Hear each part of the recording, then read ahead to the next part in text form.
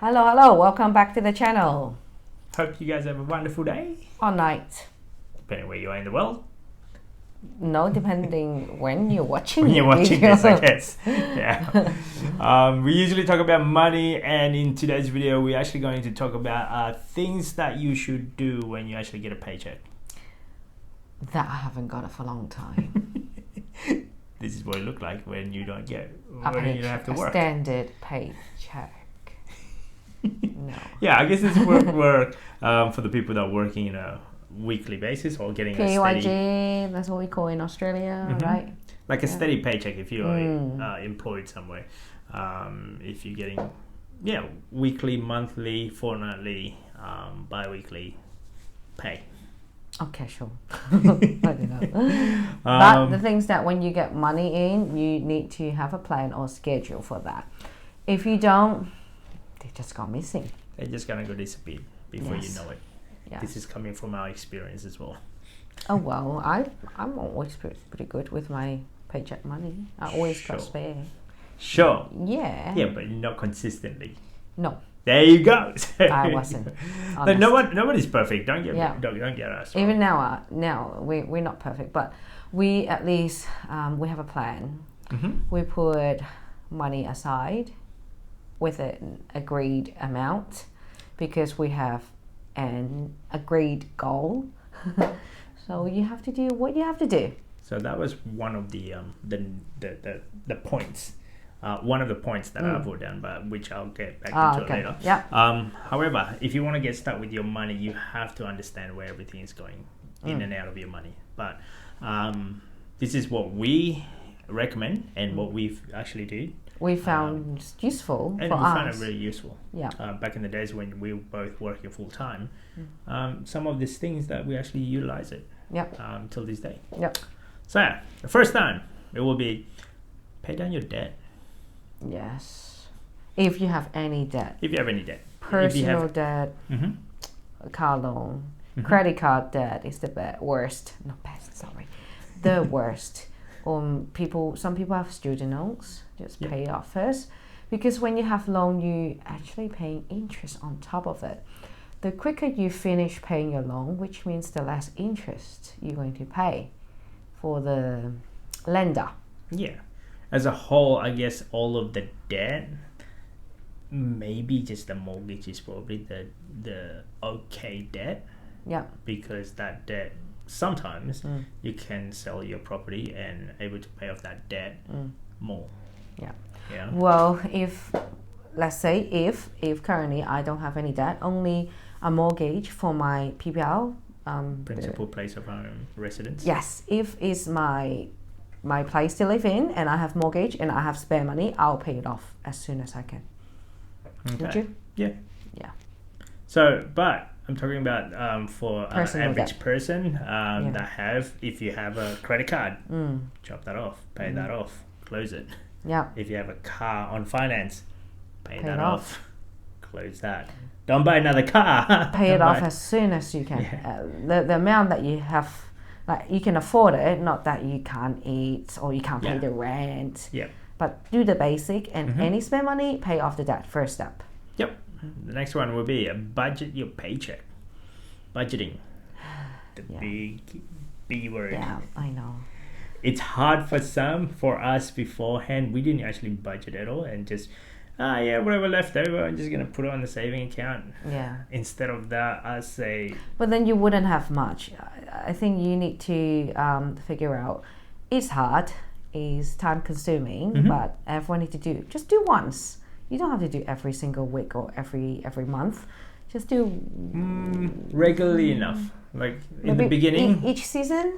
Well, you start with, if you can do it every week, I say, and then after that you kind of know where a certain value goes to. Like for example, for fuel transportation, you put, let's say $100. You know for sure that's just going to be for motor vehicle as a ballpark figure, and then food will be this amount.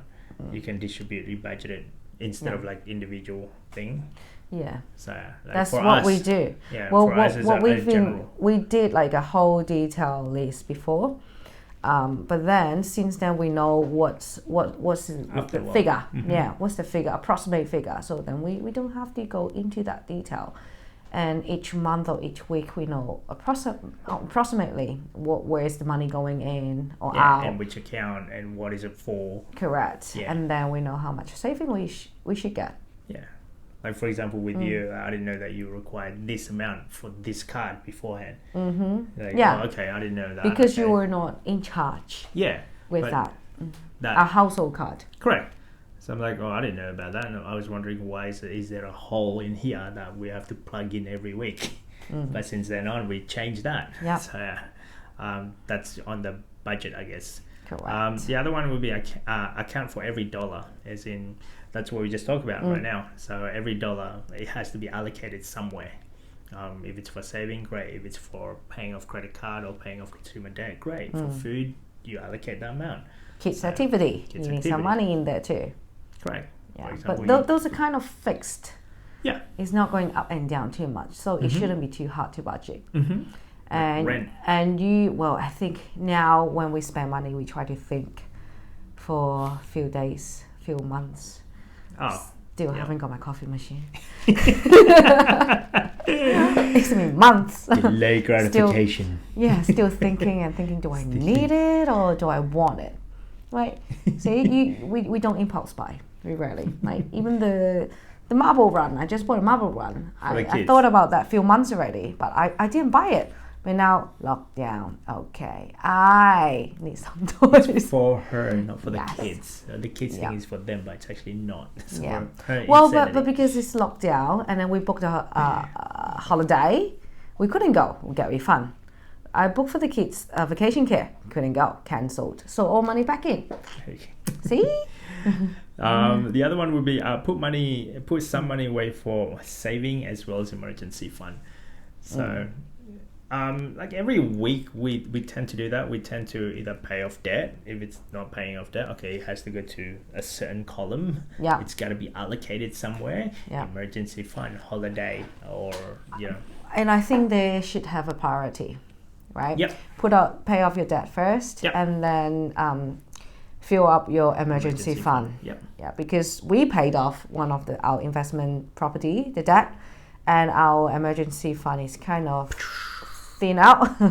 Still pretty good. Still pretty healthy, but it's not our ideal amount in there. So our priority now, we fill up the emergency fund. Once it's done, and then we go for the next one. Yeah. The next one will be what else? What is it? Contribute to your retirement fund. That's our new target, right? That's our new target. The retirement, probably not a lot of people think of it because it's so far away. I don't think of it because it's so far away. I know when I was young, I just want to go out and party and spend. Yeah. Don't look at it like that. But if you're watching this video, you probably have to look at it. Okay, the old you probably need your young you. So even if it's just a small amount, that would probably help. You're laughing at this. You're smirking because it's like, I've been trying to tell you that. Yeah, back a few years ago, I keep saying about super. You're like shut me down every single time. Yep. Like, I don't want to talk about that. You can't touch the money now. Why do you put money in future money? You don't know when are you going to retire, and you don't know when you can touch it. And maybe when we're going to retire, that will be 68 or 70. Yep, this is a plan Z. So we have other investment, but this is a plan Z, like ZX to the power of 10, like the last resort. We're trying to obviously retire before or without using the retirement fund, but hey, if we have some, then great. So the next one will be automatic deduction and contribution. Schedule your money. So yeah, I still have it. Yep, I still have it. So when we get the money or from you, I allocate partially to our emergency fund back to build it up. So we do a calculation, we do numbers, and how much do we need for the emergency fund? How much can we afford? How long does it take for us to build it up? So we do have a plan. So there's part of the budgeting. We need to put X amount of dollars. Correct. And then I need that to be automatically be done Yeah. before we even spend. Yes. So every time money goes in, we have to allocate that automatically. Whatever left over, then you can do whatever it is that you want to do. Correct. When we spend, we actually have a spending account, not just spend freely. No. Aside from food, obviously, even that alone, we sort of like budgeted. It has to be a certain dollar figure. Yeah. So we don't spend much anyway on food. I don't know. As a family of 4, well, each their own. Yeah, true. You know what I mean? So, that's right. And then the next one will be share your goal with your friends, partner, spouse, or family. Get support. I think it's quite important. Like, lucky we align. We have the similar goal. We talk about that. I think anything will become reality when you talk about that and take action.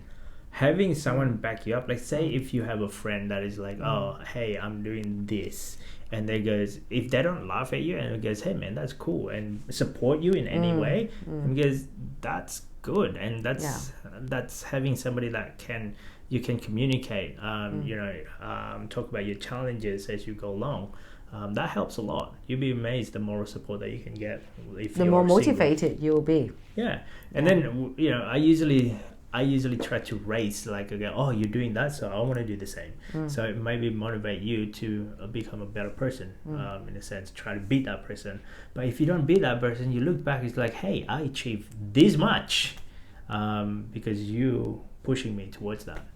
Yeah. You know what I mean? So if you're single looking for a friend, if you can't find a friend, if you are single, then maybe have a family member help you out. Yeah. Aside from your parents, maybe your brother, sister, cousin, uncle, anyone that you can talk to and you know that they're being supportive. Correct. Yeah. That's all you need. For us anyway, we look at it. You know what? It was sort of like treading the toes and say, I wonder if I say this, I wonder what you're gonna respond to me like. Like what? Like about budgeting. Like if you're not in line in your relationship with your girlfriend, let's say, you're like, you're probably gonna think twice. Yeah, that's right. It's hard. I would rather that happen then instead of when you're in marriage and then you're not in line. That's even worse. Correct. Yeah. Sign the paper. Too late. So that's why we talk about it quite often about this. Another one will be budget the rest of discretionary expenses. So discretionary. It's not me. Expenses, right? Yep. It's not me. Well, when I see our spending is not that high, so normally I'll just discretionary bill it a bit higher. But the budget number. That's why I said our food expenses is not that high. So I'm gonna go in the restaurant. So discretionary. Like sometimes you save money, you still need to spend it. That's the reason you earn money. You earn money is not to save it. We're not telling you to not spend money. When you're on track, you're gonna spend money. It's and the thing is, when you spend money, you should still within that budget, but you don't have to be that tight. In the beginning, if you're not a big spender, it would be hard to swallow. Yeah, it was hard for me to swallow because I worked so hard for that money. Why did you spend it for? And then I realized to myself, you know what? That's her thing. That's for me anyway. That's your thing. Anyway. But I gotta accept that. Yeah, you have to actually budget of discretionary expenditure. Whether it's going to the movies, going out, having drinks, going to the restaurants, going to something that is out of the ordinary.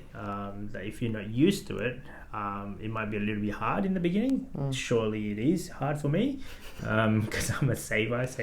You're a spender. But I gotta come to terms, and I realize I need to put that somewhere in the budget. So now you can. Next. What is it? The next one will be don't feel like you have to spend it all. Don't feel like you have to spend all of your income in one hit. Yeah, correct. It's just our little daughter. So sometimes she got her spending jar. We went out. She took, let's say, $5. She needs to look for something exactly $5 to buy, to spend that $5. Our son is the same. Huh? Our son is the same. Our son is like when he changed. He doesn't do it anymore. In the beginning, he did. He got really like, I have to spend that $10 but his quantity, not quality. With him, it's like, okay, I've got only $10, so I need to buy lots and lots of cars or lots of aeroplane that he doesn't even play now. Yeah. And then he look at it and goes, oh, that one there's $80. No, I can't afford that, but I gotta save up for this amount of time. I guess you don't have to spend every single dollar. No. You don't have to spend more than what you earn. Yeah. Maybe save it for next time. You may want to have a big item. Who knows? Big ticket item. So, put your overspending on ice. Overspending is probably the hardest thing. Oh, well, you have to come to reality and realize you can't spend it all or even more. If you overspending, then where's the money coming from? Your card. Yep. Right? Personal loan. What happens when you get more loan on cards? You're going to pay more. More interest. Yeah. More repayment. Chain you up to do overtime. Yes. Do extra jobs. Yes. And then realizing you're probably going to hate that job. Kind of want to find somewhere that is going to give you a lot more pay rise and whatnot. So those are just the bits and pieces that we learn from ourselves. What you need to do when you comes to paycheck. Hopefully this help you guys.